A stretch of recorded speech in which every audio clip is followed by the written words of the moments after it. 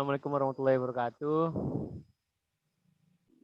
Nah, ini Ah, dari kelompok kita tentang bank dan lembaga keuangan syariah itu peer to peer. Disusun untuk memenuhi tugas mata kuliah bank dan lembaga keuangan syariah. Disusun oleh yang pertama ada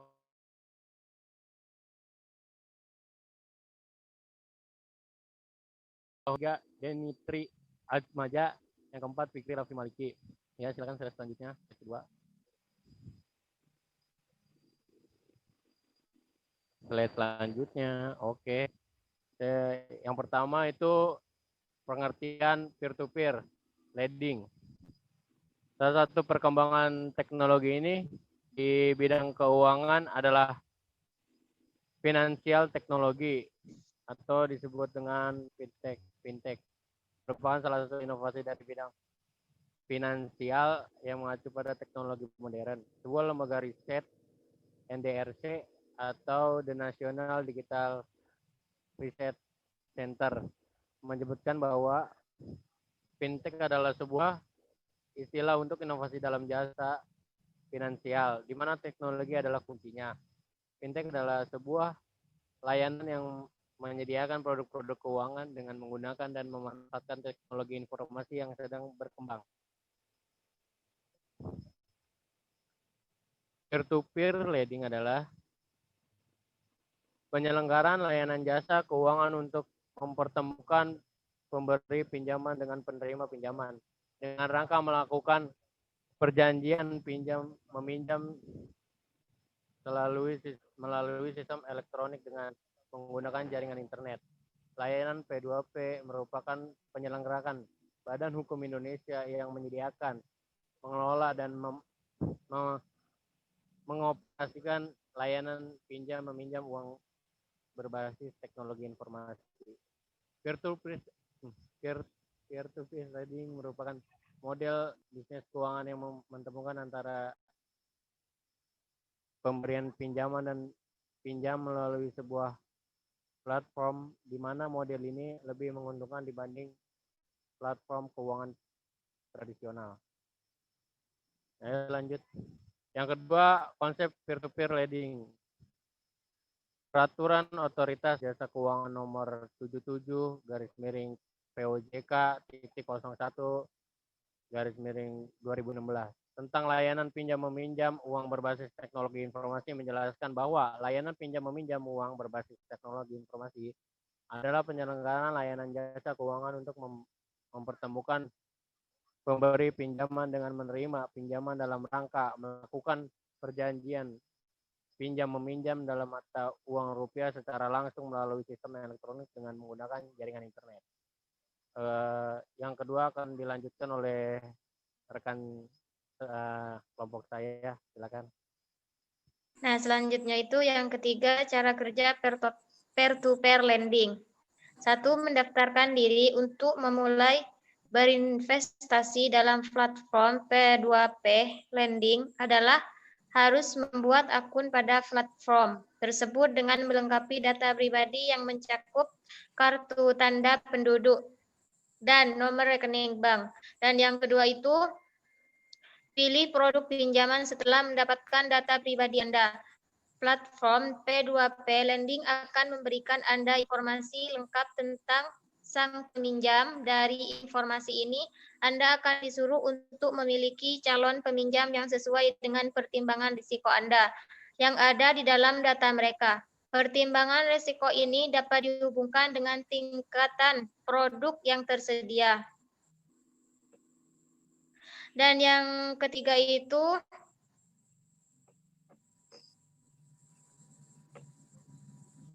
transfer dana. Setelah menentukan calon peminjam sesuai dengan profil risiko Anda akan diberikan akun untuk mentransfer dana yang ingin Anda investasikan secara online. Platform P2P Lending ini akan menyalurkan dana Anda kepada sang peminjam di mana sang peminjam akan mencicil investasi Anda per bulannya dengan membayar bunga. Pada akhir kontrak, sang peminjam akan melunasi semua uang yang telah ia pinjam. ada keunggulan, kekurangan peer-to-peer lending. Yang pertama, melayani masyarakat Indonesia yang belum dapat dilayani oleh industri keuangan tradisional dikarenakan ketatnya peraturan perbankan dan adanya keterbatasan industri perbankan tradisional dalam melayani masyarakat di daerah tertentu.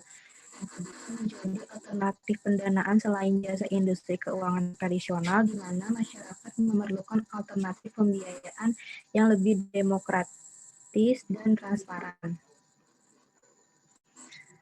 Lanjut.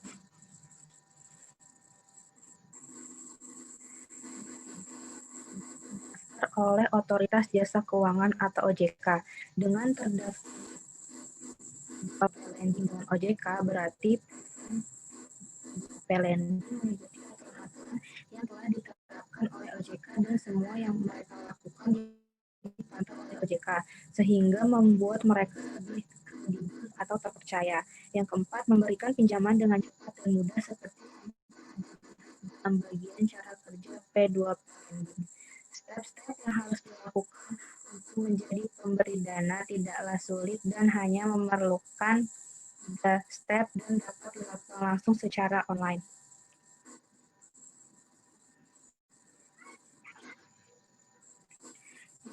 Ada mendiversifikasi investasi. Jika Anda mempunyai produk investasi lainnya seperti saham, dengan menginvestasikan uang Anda dalam platform ini, Anda mendiversifikasikan investasi Anda di mana jika saham Anda turun, namun Anda tetap mendapatkan bayaran bulanan dari pinjaman di P2P lending. Risiko Anda atau kehilangan Anda tidaklah sebesar kehilangan jika Anda tidak melakukan diversifikasi dan hanya berinvestasi pada saham.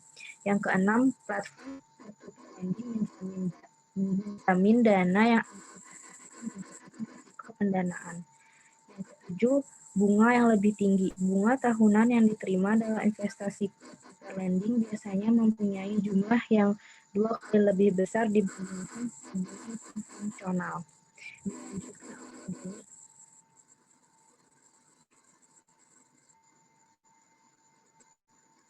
Baik, selanjutnya kekurangan peer-to-peer lending.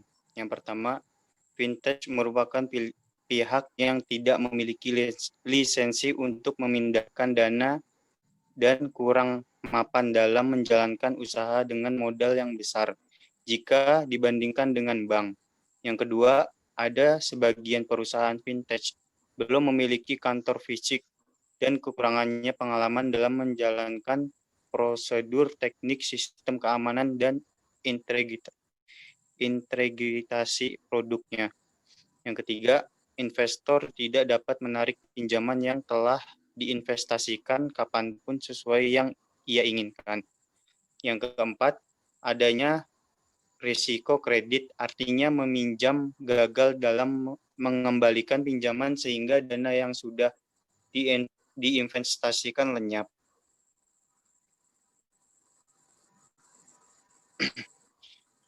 Kesimpulan, peer-to-peer lending merupakan bentuk pelanggaran layanan jasa keuangan untuk mempertemukan pemberi pinjaman dengan penerima pinjaman dalam rangka melakukan perjanjian pinjaman melalui sistem elektronik dengan menggunakan jaringan internet. Peer-to-peer lending juga mempunyai kelebihan, baik bagi pencari peminjam maupun bagi investor.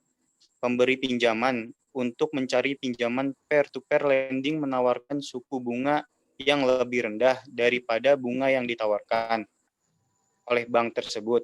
Selain itu,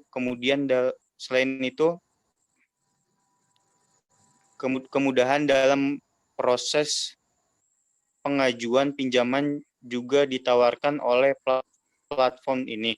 Yang terakhir, layanan ini bersifat inklusif, artinya layanan ini menerima orang-orang yang tidak memiliki akses ke dunia perbankan. Selain bagi nasabah, untuk investor juga menerima bunga dari return pembayaran oleh pinjaman yang lebih tinggi daripada bank. Terima kasih.